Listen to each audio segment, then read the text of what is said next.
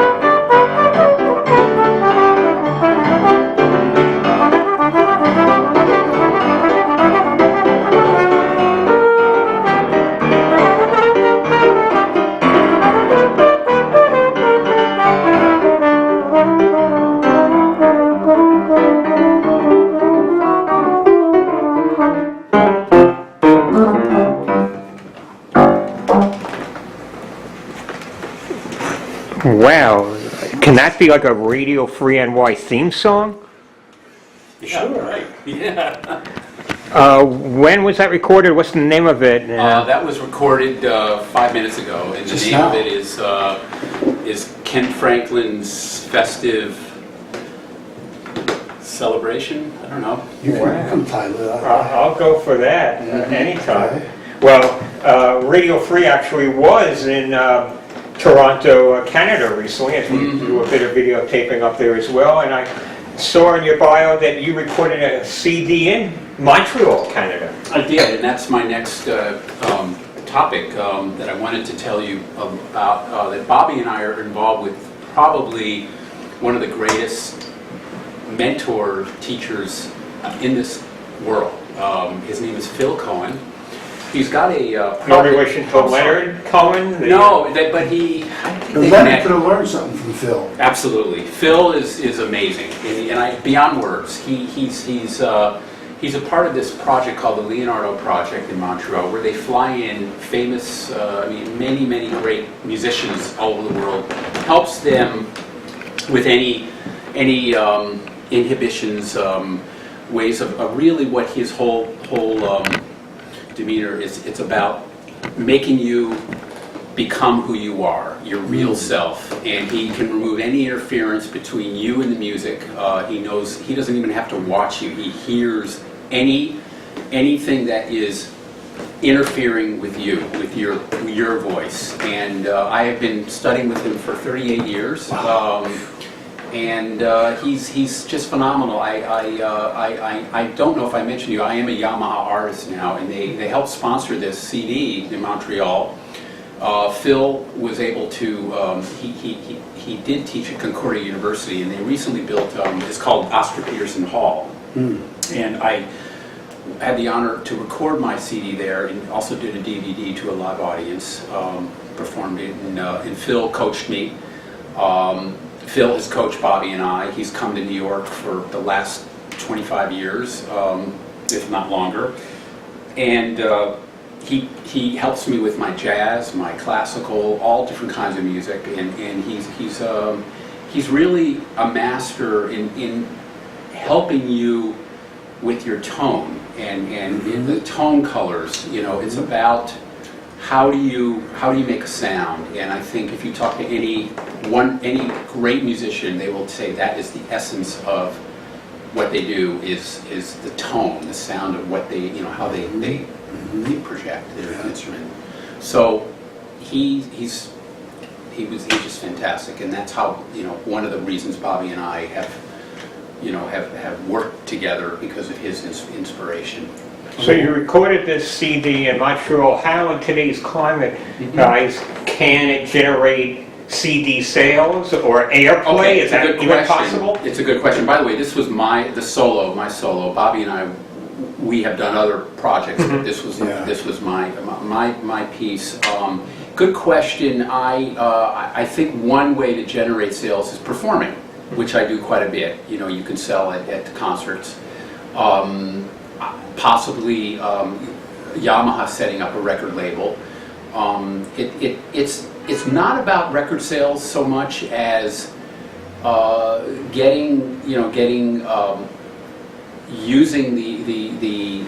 using the songs for licensing, for TV and film, for helping reviews, getting your name out there, and getting better venues to play. You know, if you have product, it helps you to you know, to perform and enhance your name.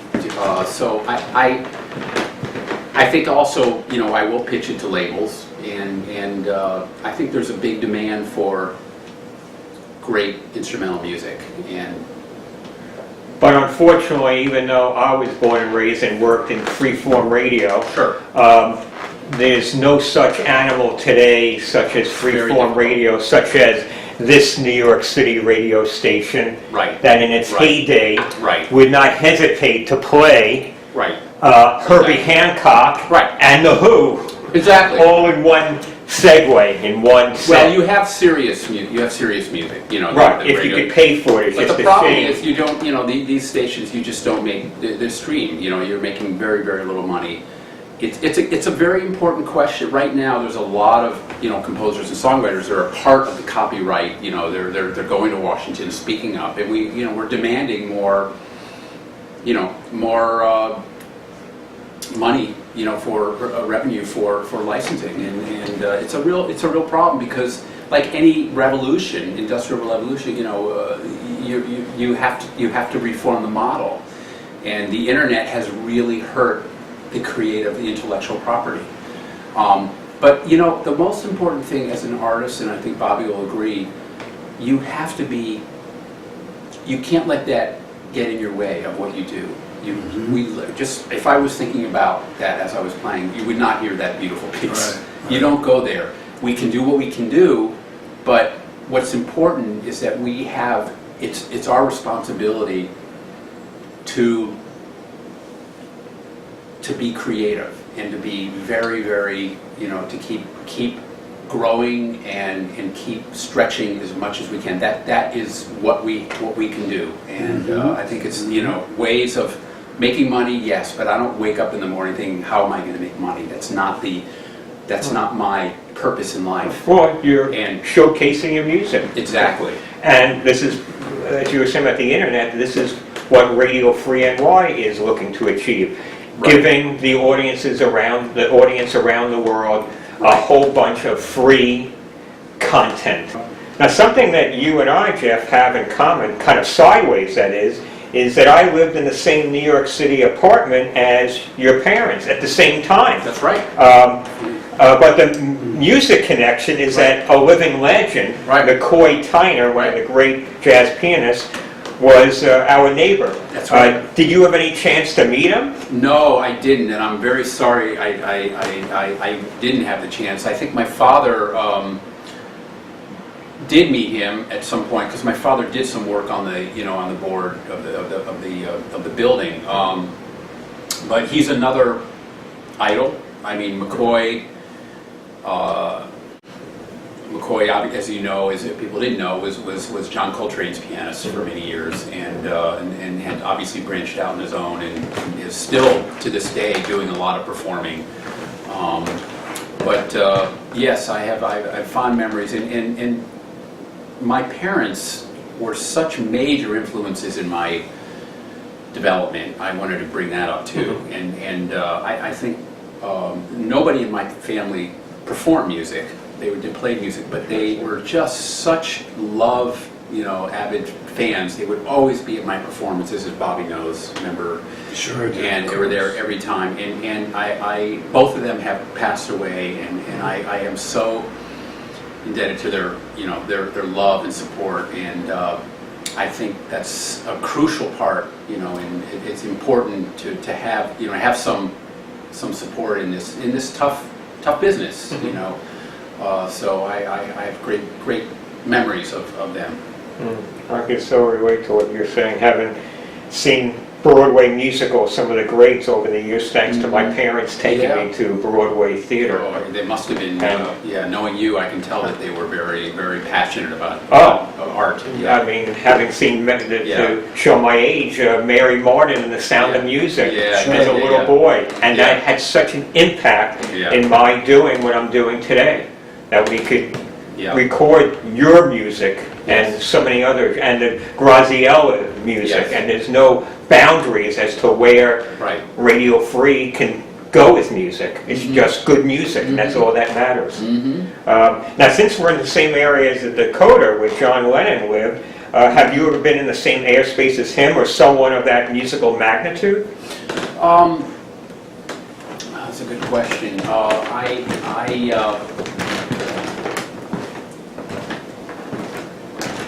I want to say this, and I don't want to be specific, but I am going to be doing some collaborating with Billy Joel, All right. and I'm very excited about that. Classical or pop? It's country, actually. Really? Yeah. So I'm very excited. I've been asked to arrange 4 songs of his in a country vein, and we are going to have artists like Lady Antebellum and Thompson Square, and we're looking at Lyle Lovett to sing his songs, and they're asking me to arrange them, and he will be at the recordings to supervise. How did they hear of you? There is a project that I was involved in called the Countrypolitan Duets Project, and I arranged country songs in a jazz style. And we did duets with various people like Keith Urban and the Rascal Flatts, and including Lady Antebellum. And Universal Publishing heard about this project, and since they own Billy Joel's songs, they thought it would be a good idea to expose his music to the country audience and arrange some of his songs so that they can ring in that genre, and he's excited about it. So that's probably the closest to the Beatles that I've gotten. I mean, although I should say I have worked with Phil Ramone before, but I'm very honored to be part of this project. And when do you think this will be released? That's questionable, but we start pre-production Monday, and we're going to going in the studio April 21st in Nashville. Oh, that's very exciting. Yeah. Now, as you're walking down Broadway right below us, or just being in a marriage, are those parts of your life giving you any inspiration for writing music? What actually? Well, I would say that's probably the most inspiration that I have. My family and my environment are really what. And I include Bobby in my family. I include my close friends and musical partners part of my family, because to me, music is a language, like learning any language. But it's what you do with the language to make it your own. And what helps me make it my own is to be surrounded by love and people that I can relate to and communicate to. We have our pains and we have our joy, and we really, like any family, you respond to that, and I feel like music is expressing all of that, and it's through family, it's through living on Broadway, it's through walking my dog, in 20 degrees below, as we all know what kind of winter we had. It's dealing with New York. It's dealing with the world. It's not only New York, it's dealing with our very, it's a very, very tough, this is a very difficult time, as we know, in our world. So all of these are have to, our parts reflecting what, what we write in music. And speaking of New York City, and as we were speaking about a second ago, Broadway and Broadway theater, have you had any involvement in Broadway theater? That's interesting you mentioned that. One of the reasons I moved to New York was that I did write a Broadway show, and I was involved in, I was in Lehman Engel's BMI Theater Workshop. Lehman was a very well-known conductor and teacher in theater. He taught Michael Bennett, many great writers, and we wrote a musical. The librettist and I wrote one on Mark Twain. I also was involved in writing many children's musicals when I first came to New York that were performed in a lot of the Jewish theaters and synagogues. In this area? In this area, yeah. We got grants from a lot of the Jewish educators. We actually did something at the Public Theater that Joseph Papp attended. We wrote a show called Immigrante, which was kind of based on the West Side Story show, where we had Russian immigrants who, teenagers, would come over here and they'd have to get along with the Jewish kids. And so it was the Ramaz kids from from New York and the Russian kids, and we wrote this. Librettist and I wrote a musical that really Did the music have a flavor of Jewish. Israel? Absolutely. Can you play a little bit? Oh my gosh! Now you're calling. It's been so long. Yeah, but I force wish I yourself. did. This sounds enticing. Yeah. I mean, it was very.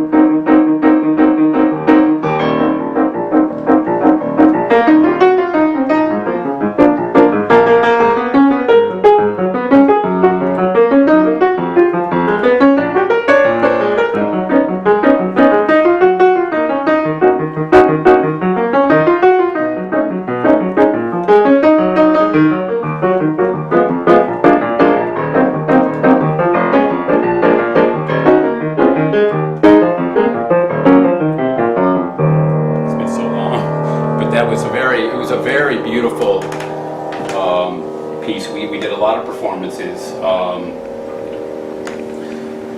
About what year was this? This was in 1983, 84, 85, and Joseph Papp, who was the owner of the Public Theater, sponsored it and was a very big part of the show. But I want to make sure, one of the areas that I'm very much involved in,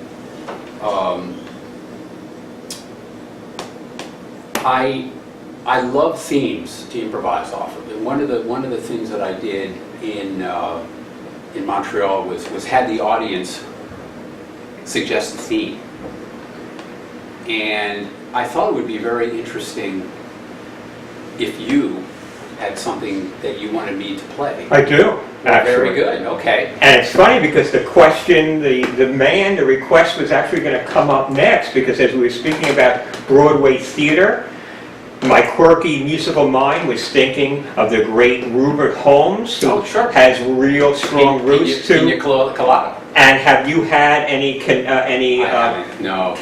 I But love him. Yeah. Speaking of wine and cheese and pina colada, can you give us a little sampling of Rupert Holmes's Pina Colada song? Oh, you would put me on the spot like that. How about we do this? If I improvise my own Pina Colada song. Oh, sure, that's fine too. And Bobby, if you wanted to partake, if you let me start, let me get into it, and then you're welcome to